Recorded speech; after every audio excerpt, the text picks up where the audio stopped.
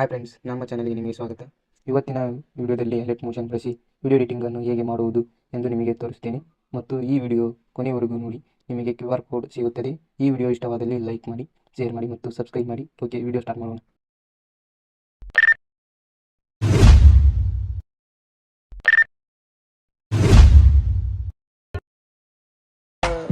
ನಂದಿ ಬಟ್ಲು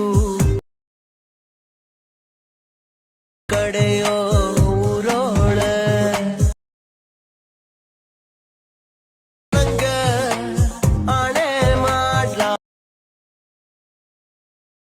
ಹೋಗುಮೆ ಹೋ